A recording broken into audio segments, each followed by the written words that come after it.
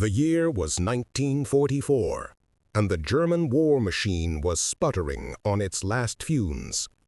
Across Europe, what was once called the invincible Wehrmacht was retreating faster than it had ever advanced. For many German generals, the idea of falling into enemy hands, especially American hands, was humiliating.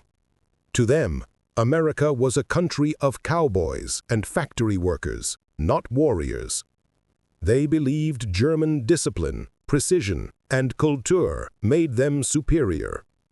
But when their tanks ran dry, when their lines broke, and when their troops were finally cornered, pride didn't matter anymore. So, one by one, the generals surrendered. Some in France, some in Italy, some in Tunisia. And from there, they were shipped off across the Atlantic to the land of their conquerors. That journey alone was surreal. Packed into liberty ships under guard, the captured generals watched as the endless gray Atlantic opened up before them. The war in Europe was still raging, but they were headed far from it, away from the destruction, the bombings, the stench of death. For days, they said nothing. Just the creaking of the ship, the whistle of sea wind, and the quiet gnawing thought, what would America do with them? When they finally arrived at an American port, maybe Norfolk, maybe Boston, they expected cruelty, humiliation, interrogation.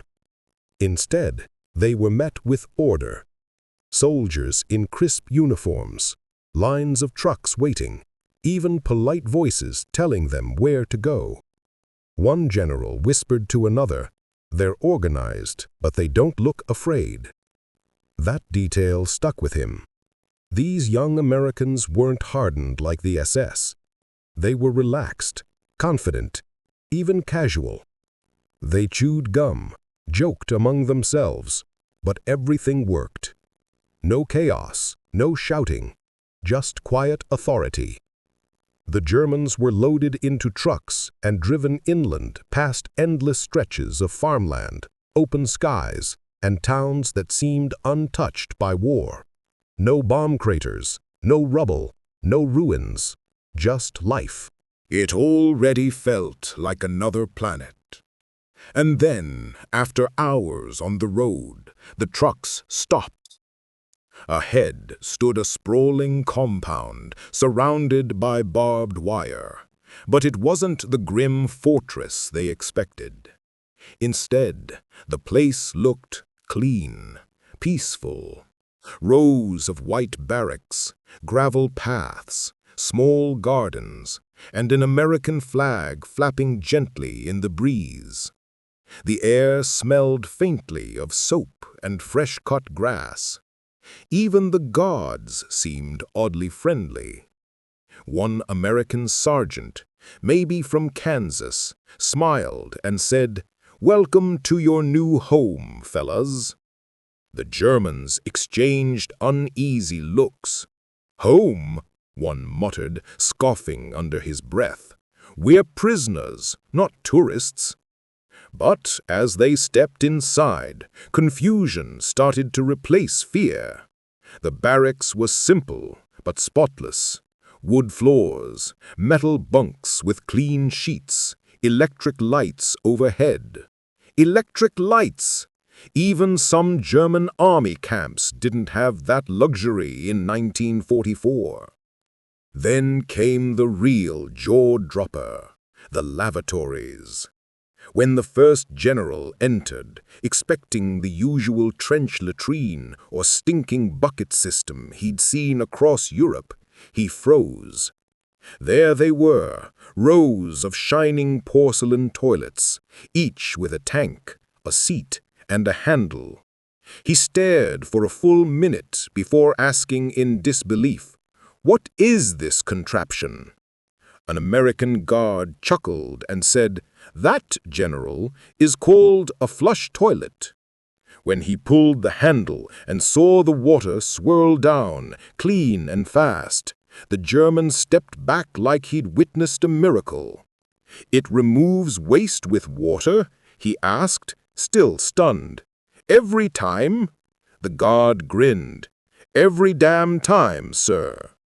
Around him, other officers murmured, testing it themselves, each flush echoing through the room like applause to American engineering. For men who'd spent years in the mud and cold of the Eastern Front, this wasn't just plumbing, it was sorcery. Later that night, as they lay in their bunks, one of the generals whispered quietly to another, "If our soldiers had lived like this, perhaps they would have fought differently." There was no sneer in his tone, just realization.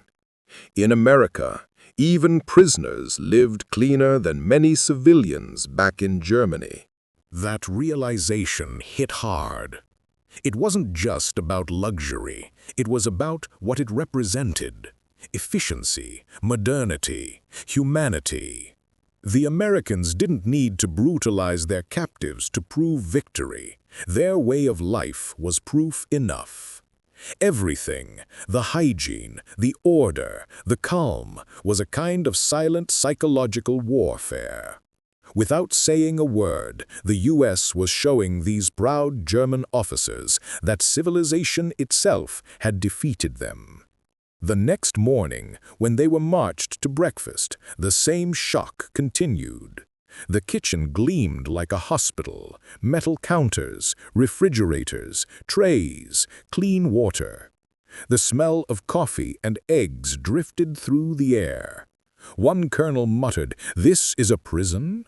Another replied, "If this is captivity, I fear for what freedom will look like after this war." They weren't joking. Some actually laughed softly. Others stared at the ceiling, trying to understand. The American guards didn't gloat, didn't insult them, didn't even seem to care who they were. They were just doing their job. And that, perhaps, was the strangest thing of all, how normal everything felt. No propaganda speeches, no hate, no constant fear. Just rules, cleanliness, and the hum of American life. That first day set the tone for everything that would follow. The German generals came to America expecting punishment, and instead they got modernity. They were used to dirt, chaos, and scarcity. What they found was hygiene, structure, and abundance. They hadn't just been captured by a military force. They'd been captured by a civilization that ran smoother than anything they had ever built. And as they washed their hands under running water, staring into spotless mirrors, a quiet thought crept into their minds. Maybe this is what real power looks like. The next morning came with a sound none of the generals were used to: calm. No barking orders, no boots slamming on frozen dirt, no air raid sirens echoing over bombed-out towns. Just birds, distant voices, and the clinking of metal trays from the mess hall. The sun was up, golden and warm, and the air smelled clean. The German officers stepped outside, still half expecting to be treated like criminals, but what they saw confused them even more. American guards moved casually around the camp, chatting, laughing, sipping coffee from tin mugs. There was discipline, yes, but no fear, no shouting, no rigid goose-step formations. It was order through confidence, not terror. That, in itself, was unsettling for men who'd lived under the iron fist of Nazi control. As they walked toward the shower barracks, they noticed something almost absurd: flower beds near the fence. The Americans had planted flowers in a prison camp. Roses, maybe marigolds. One German colonel muttered, "In Germany, we'd have dogs and barbed wire." Here they have roses. Then came the showers, and that's when reality hit again. Imagine this. Stainless steel fixtures, separate stalls, hot and cold running water, soap that smelled like lemon and pine. For these men who'd spent years washing in rivers or wiping down with a rag soaked in canteen water, it was unreal. One general, a gray-haired man who'd fought from Poland to Normandy, stepped into the steaming shower and stood frozen for a full minute before whispering, "They use hot water for prisoners?" An American sergeant nearby shrugged. "Yup, it's just hygiene, sir. Everyone gets the same." Everyone gets the same. That line stuck with him like a splinter under the skin. Back in Germany, even civilians couldn't dream of such luxury by 1944. Bombings had wrecked water systems, soap was rationed, and disease was rampant. Yet here, in an American POW camp, captured officers could bathe daily with soap that lathered easily, towels that were clean, and water that never ran out. It wasn't luxury, it was normal life. That realization hit harder than any propaganda ever could. After the showers, they were marched to medical inspection. Each man was checked: temperature, blood pressure, weight. The American medic was brisk, polite, and didn't seem to care about rank. He looked a German general in the eye and said, "You look a little pale, sir. Been eating all right?" The general blinked, unsure how to respond. In the Reich, a medic would never speak to a general so casually. But here, respect wasn't based on fear, it was mutual. The Americans didn't bow to authority. They treated everyone by a single standard. That was something entirely foreign to men raised in the rigid hierarchies of Nazi command. Another general, waiting in line, whispered to his comrade, "Do you see it? They don't salute rank, they salute fairness." His friend just nodded, staring at the medic's clipboard as if it held the secret to America's power. By noon, they had been issued clean uniforms, plain khaki clothes marked PW. The fabric smelled fresh, washed with detergent that left a faint scent of lavender. They learned there was a laundry rotation, with washing machines, actual machines, doing the work. Back home, laundry was done by hand, with cold water and harsh soap, if at all. Here, everything ran on electricity. One German officer leaned close to another and murmured, "Every prisoner here could outlive half our civilians back home." And he wasn't wrong. The hygiene, the regular meals, the structure, it all kept men healthy. American doctors ran weekly checks, ensuring POWs didn't catch disease. It wasn't mercy, it was efficiency. The Americans treated health as logistics. Clean men worked better, caused less trouble, and cost less to manage. But for the German officers, it looked like generosity. And that stung. Because back home, Hitler's regime was collapsing under filth and starvation, while America, even in war, kept its people and prisoners spotless. Later that afternoon, the camp commander, a calm, middle-aged U.S. officer named Colonel Reed, gave them their orientation. He spoke clearly, without anger or arrogance. "You are prisoners of war, protected under the Geneva Convention," he said. "You will be treated fairly, but we expect order. Respect goes both ways. You follow the rules, you'll live well. You break them, you'll regret it." His tone was firm but human.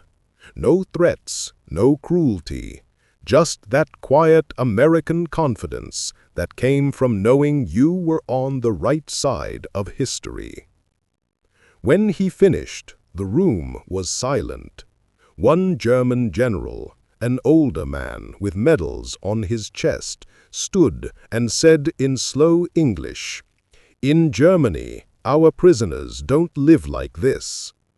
Colonel Reed just gave a thin smile and said, "Maybe that's why you lost, General." The room went dead quiet. The words weren't shouted, but they hit like artillery. It wasn't an insult, it was truth, wrapped in civility. That night, as the officers sat in their bunks writing letters home, the irony began to sink in. They were prisoners, yet somehow, for the first time in years, they felt human again. The soap on their skin, the clean sheets, the smell of disinfectant, it all carried a strange dignity. They'd been stripped of rank, yet treated with more respect than many had shown their own men. Some of them lay awake for hours, thinking about it. In the stillness, one whispered, "If this is how they treat enemies, I wonder how they treat their friends."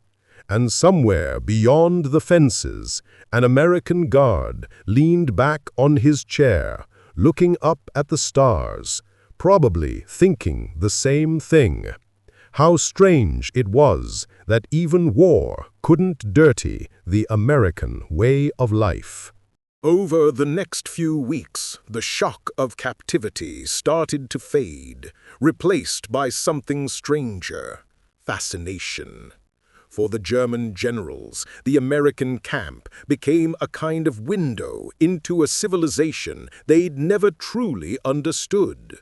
One built on order without oppression, structure without brutality. Every day ran like clockwork. Reveille at 6 a.m., breakfast at 6:30, inspections, work rotations, meals, mail, lights out. It wasn't the rigid, militaristic schedule they knew. It was practical. It just worked.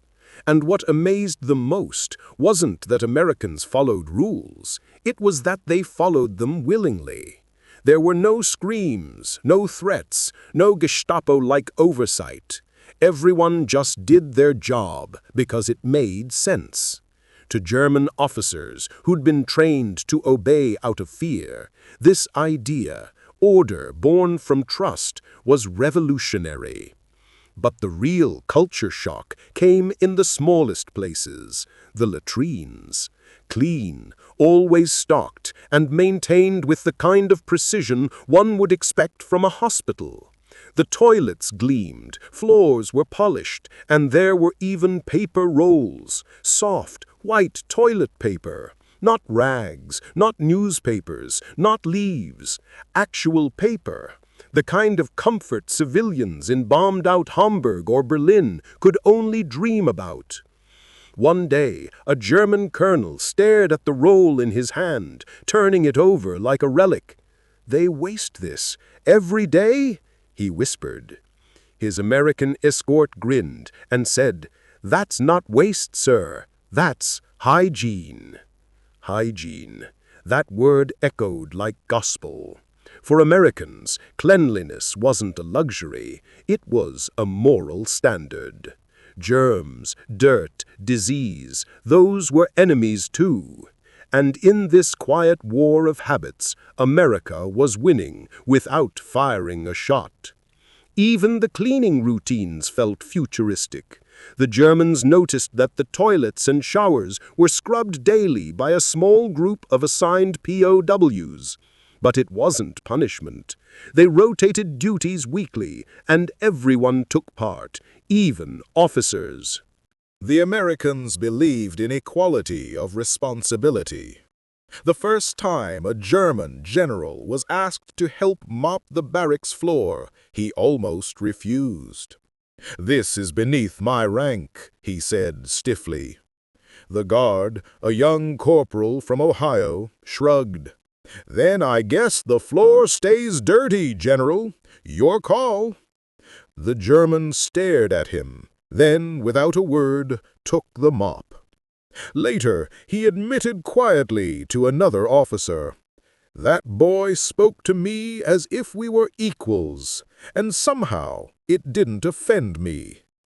That was the quiet American magic. Respect without hierarchy, dignity without pride.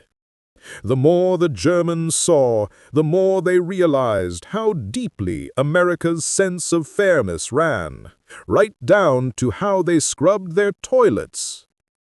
When they weren't working or eating, the prisoners could read or write. The Americans had built small libraries filled with English and German books, history, literature, even philosophy. There were typewriters for correspondence, paper, and envelopes. The Germans were stunned. "They let us write home freely?" one asked. "Within reason," a guard replied. "You don't spill secrets, you get to talk to your family. Simple as that." Some spent hours typing letters, marveling at the smooth keys of American-made typewriters. One German general, a former engineer, examined the machine like it was a marvel of technology. "The precision," he said softly, running his fingers over the chrome finish. "Even our best factories couldn't make something this reliable under war conditions." He didn't say it, but everyone around him felt the same thought. This is what we were up against, a nation that could mass-produce excellence and treat even its prisoners with civility. But there was another detail that struck them. The camp's obsession with cleanliness didn't stop with toilets or clothes. Every few days, American medics inspected the barracks. Beds were checked, hands inspected, nails trimmed, and personal hygiene monitored. There was even a delousing station where prisoners were dusted and their uniforms steamed clean. It wasn't demeaning, it was practical. The Americans hated disease more than they hated Germans. "Clean camp, clean conscience," the sergeant would say. It was such an alien philosophy for the Germans. Back home, even elite officers had to share unsanitary quarters at times, rationing soap and water. Here, the idea that everyone deserved cleanliness felt almost utopian. And yet, the more they experienced it, the more their old arrogance began to crack. At night, they'd sit in small groups, talking softly in German. Their toilets, their order, their food. "It's not luxury," said one general. "It's standard." Another nodded. Yes, they don't think they're civilized, they just are. It was a humbling thought. One man, a staunch Nazi believer, scoffed, "Don't be fooled, this is propaganda." But even he hesitated when he took another sip of clean water from a metal cup and looked at the electric lights flickering gently above. Propaganda didn't keep a camp running that smoothly. Propaganda didn't make sure every man could bathe, eat, and sleep without fear.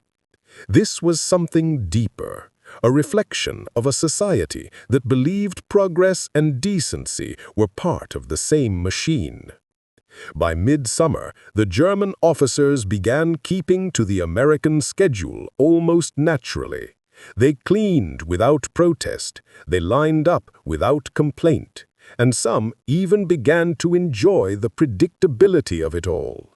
The U.S. system had quietly reprogrammed them, not with force, but with structure and respect.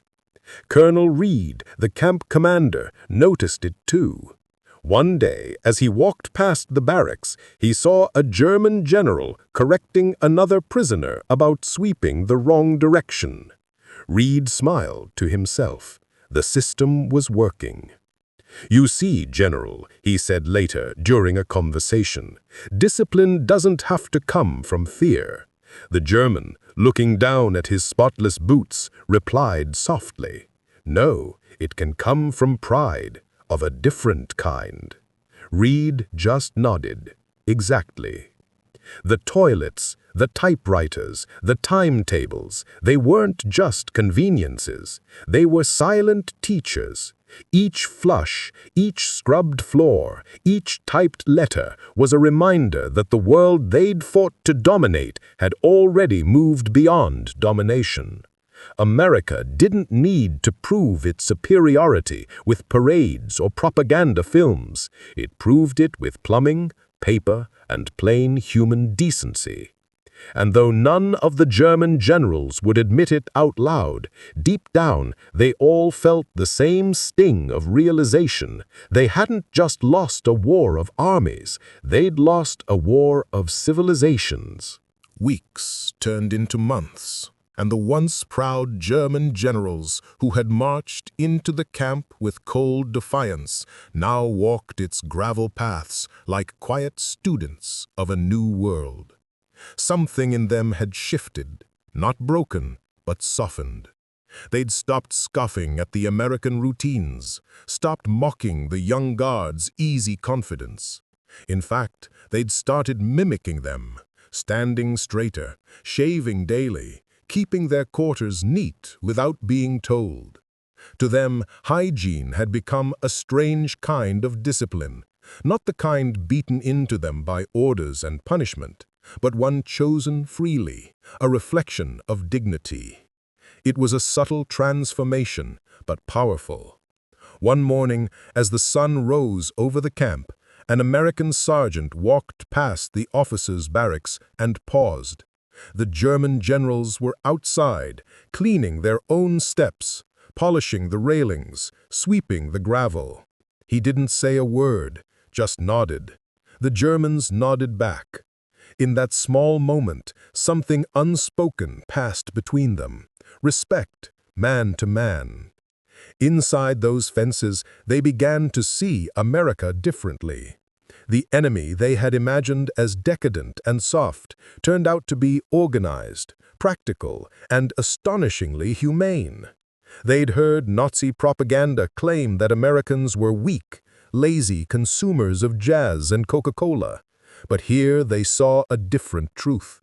They saw a country where a farm boy from Iowa could run a camp with fairness, where a sergeant could talk to a general without fear, where every man had soap, light, and running water, not because of privilege, but because that's what civilization looked like. The toilets, the clean sheets, the daily showers, they weren't luxuries, they were symbols. America didn't win the war just with guns, it won it with ideals, with the belief that human dignity wasn't a favor, but a right. For many of those German officers, that realization hit hardest when they were finally told they'd be sent home. The war was over, Germany had fallen. Hitler was dead. The Reich, the 1,000-year empire, had lasted barely 12 years. And now, as they prepared to leave their clean American barracks, the irony was impossible to ignore. They had lived better as prisoners in America than millions had lived as free men under Hitler. One general, once a fierce believer in German superiority, was seen standing silently by the camp fence on his last day. He ran his hand along the wood, then whispered in broken English to a young American guard, "We thought we were the future, but you already live in it." The guard, just a kid of 21, didn't quite know what to say. He simply tipped his cap and said, "Safe travels, General." Sometimes, the simplest words carry the most weight. When those German officers returned to their ruined homeland, they brought more than defeat. They brought memory of cleanliness, fairness, discipline without cruelty. They'd seen what a society could be when built not on fear, but on freedom. And in that quiet way, those POW camps became small outposts of America's greatest weapon, not its military might, but its decency. The toilets, the soap, the order, those were the tools that won hearts long after the guns fell silent, because, in the end, it wasn't the roar of bombers or the thunder of tanks that broke the old world. It was something far simpler: a clean hand, a warm meal, a working toilet, civilization itself. And that's how a handful of German generals, men who once commanded armies across Europe, discovered the real power of America, not through weapons or victories, but through something as simple as soap, order, and fairness. Sometimes the greatest battles aren't fought on the front lines. They're fought in hearts, in minds, in the quiet moments where we realize what true civilization means. If you enjoyed this story, if it made you think or maybe even feel something, don't forget to hit that like button. It helps the channel more than you know. And if you love these deep, untold stories from World War II, the ones history books skip over, make sure to subscribe and turn on the bell so you never miss what's coming next. Because here, every story has a heartbeat, and every heartbeat tells history in a way you've never heard before. This is your storyteller, and I'll see you in the next story.